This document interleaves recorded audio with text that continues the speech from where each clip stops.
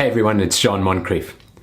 Today, what I want to do is I want to talk about subscription billing models and why they're so important to your business. Why companies like Amazon and Apple and Schmoll, the folks who deliver my dishwashing tablets to the front door every 32 days odd, are looking at subscription billing models and making them a big part of their business. I mean, have you ever experienced those nights where you're lying awake somewhere around 12, 1 o'clock, where you just can't sleep? You're tossing, you're turning, and you can't get to sleep.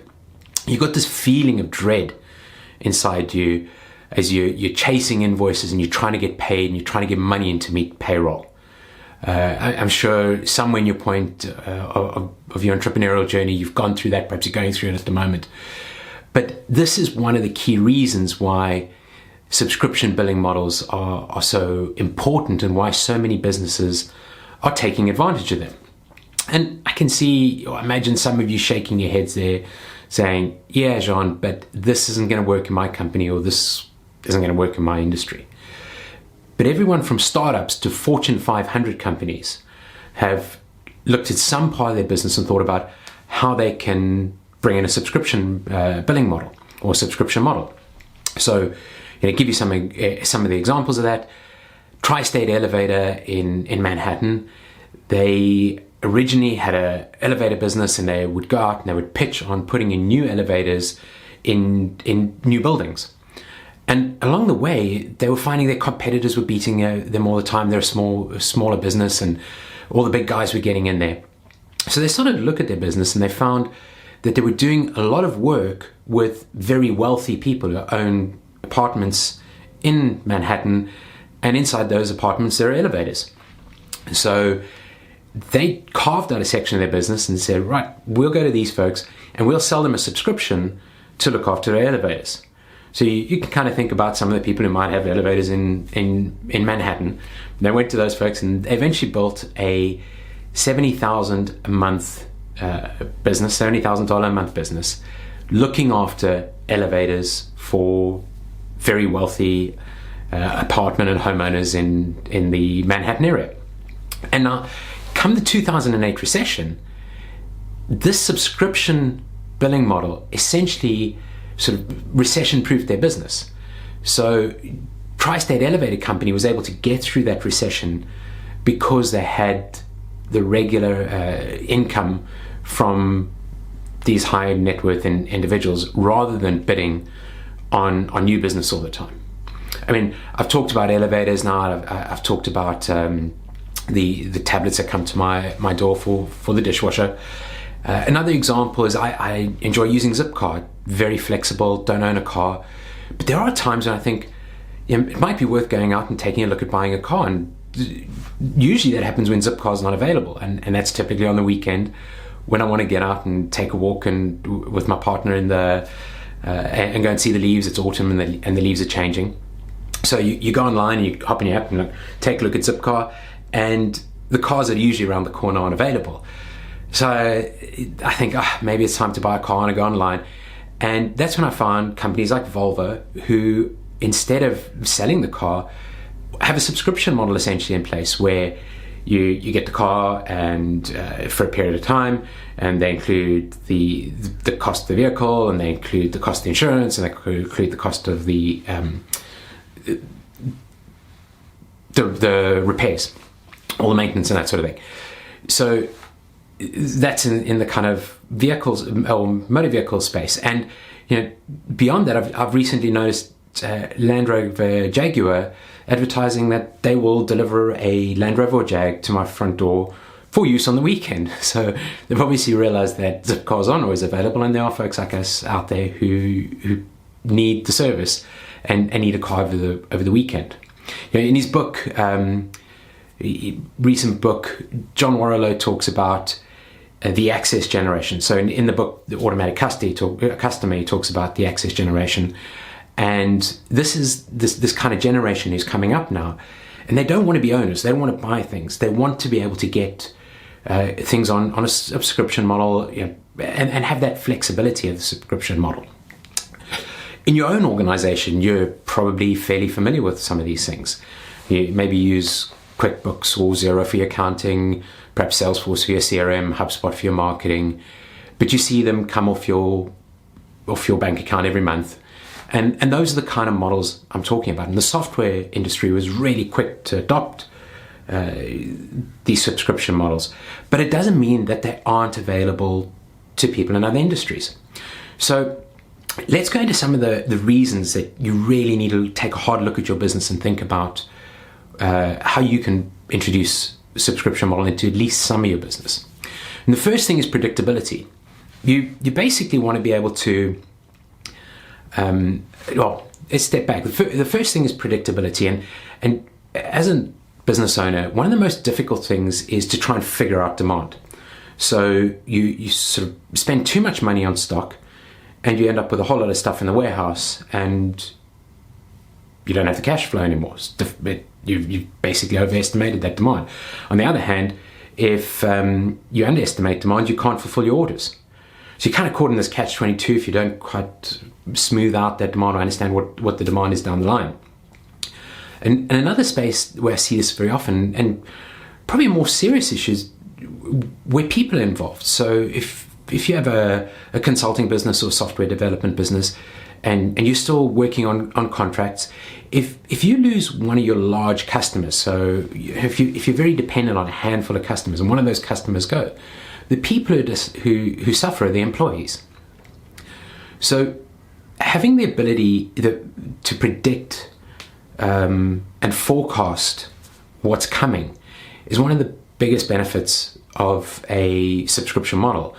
And to give you an example there, the typical florist throws away anywhere between 30 and 50% of their stock. So along come companies like Bloom & Wild, H. Bloom. I happened to walk downstairs yesterday and I noticed a Bloom & Wild box on the doorstep for our neighbor who's just had a baby, box of flowers.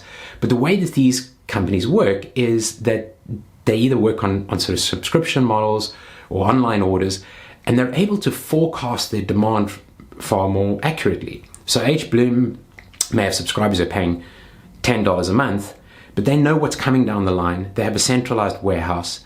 They order the stock and they send it out. So predictability. Number two, you get paid automatically. Now, there's a slight caveat here. I was talking earlier about how things come off your credit card. If you don't get customers on a credit card billing system or debit card or automatic debit order, whatever that term is, you're basically landing up chasing the invoices. So what you want to do, and I made this mistake. I mean, let me tell you, I had a document storage business.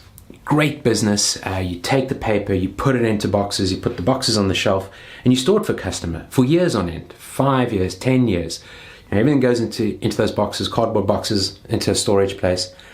And it's a great business, particularly because some customers pay up front for a few years, like medical or pharmaceutical research would pass 5 years in advance to store their documents.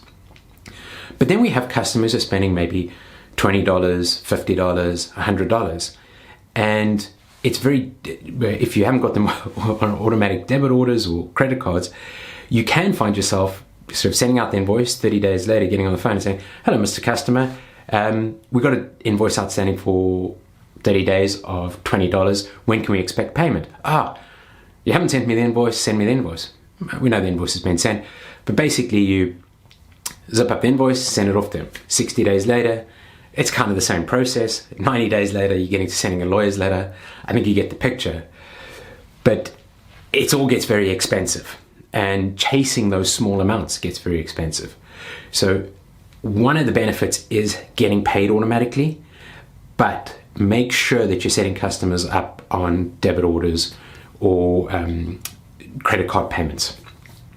Number three, market research. Now, I love this one. Basically, with a subscription billing model, you're able to do your market research and get paid for it. So think back to the old days. When you went out and you launched a new product, maybe you did some telephone research. You engage a research company and they do some telephone research. You might have had health focus groups. Maybe my laundry detergent friends here small would introduce a new product and they would run a focus group, see how the product's doing, ask people a whole lot of questions. You can now do that with your community, with your subscribers. So you introduce a new product, put it out into your subscriber base, get the feedback, and decide whether to keep it or can it. Netflix is great at that. They basically are able to look at how we're spending money, look at our consumption habits, look at what series we're watching, and if a series works, off we go. If not, can it? So think about the free market research side of things, and how, as a subscription business owner, you're actually getting paid to do your market research. Number 4, sticky customers. So, when you think about it, if you've got somebody on subscription already, and perhaps some of you are using software products at the moment where you kind of start off like thinking a HubSpot, you start off with a marketing piece, and that's really working well. So then you kind of upgrade to a few more contacts, and then you think, well, let me use their CRM system. So you take the CRM system, and now they've introduced a service model. So you basically, once you become a customer, you start using more and more of the product. Another great example, the other night we were sitting, my partner's looking at ordering some doorknobs, and she's on Amazon, and has a look, and she says, these things are going to take 5 days to deliver. Let me go somewhere else. Whoa, have you not got a Prime membership? I've got a Prime membership. Let me go online and see how long it takes on my account. So I go on and deliver tomorrow. Here we go. I can order them now and they're delivered tomorrow. And she looks at me and she says, why do you get them in a day and I have to wait 5 days? Well, it's the stickiness of being an Amazon customer. It's why they introduced Prime. And at the end of the day, had it been her, she would have gone somewhere else. But as a Prime member, I'd pretty much order everything on Prime. And another great example is the folks downstairs with a new baby. Have you ever woken up in the middle of the night, if you've had kids, and you wake up in the middle of the night and you're looking for a diaper, and basically they're not in the buggy and they're not in the diaper cupboard, and you go down to the car and you're scratching around in the back of the car, no diaper there either, behind the seats and those things, maybe we put one in there. Eventually you find yourself at the convenience store and you're buying diapers at 1 o'clock in the morning. So what do? You probably come in and you install one of those buttons for Amazon and hit the button when you need more diapers, and they're delivered for you automatically. And that's why Amazon went and paid $540 million for diapers.com. And it kind of rolls into point number 5, where subscribers buy more as well. So once you subscribe to one of these services, you're more likely to buy more products than just what you'd normally buy. So the diaper example is probably a great story there, in that the folks with a new arrival, the new baby, the doorbell used to ring once or twice a week here, and probably deliveries for me, books that I'm reading to help you folks. Now the doorbell's going anywhere between 3 or 5 times a day, and they're all bits and pieces that are needed for the new baby. So basically subscribers typically are going to spend more with you on a subscription billing model than they would otherwise. And finally, I want to talk about the improved valuation, because this is really important. When you have a subscription billing model in place, you can kind of see a runway of profitability, a runway of revenue, and it's throwing off profitability years down the line. So when a buyer comes along, they look at that, your business is far more valuable. And this is one of the key aspects of having a subscription model. Being able to look at part of your business and saying, okay, can I take just this part of the business and turn it into a subscription model first? Get that pipeline working, build up that value in that space, and then gradually transition from the one model to the other, from a traditional model to a new model. And if you're still saying there's no possible way that this will work in my company or my industry, then maybe that's true. if you stick to the old way of doing things. But there are companies out there, everything from startup to Fortune 500, who are jettisoning the traditional way of doing things in favor of subscription billing models. And there's a reason for that. So I hope this was helpful. I understand that some of you are still thinking it's not going to work for me. So what I want to do is next time I'm going to go into about 9 different business models for subscription, for memberships, for this recurring revenue side of things. So we'll look at those together and we'll see if something fits for you.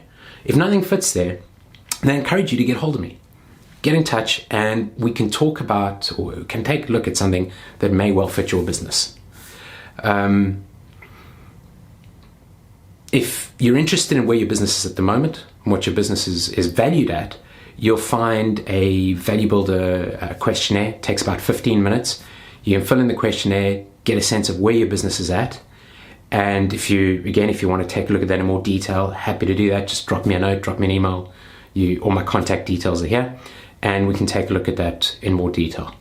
Again, I'm here to help you. I'm here to share with you. I want you to find your purpose. I want you to build a business that thrives, and I want you to have the freedom that you set out to find in becoming an entrepreneur.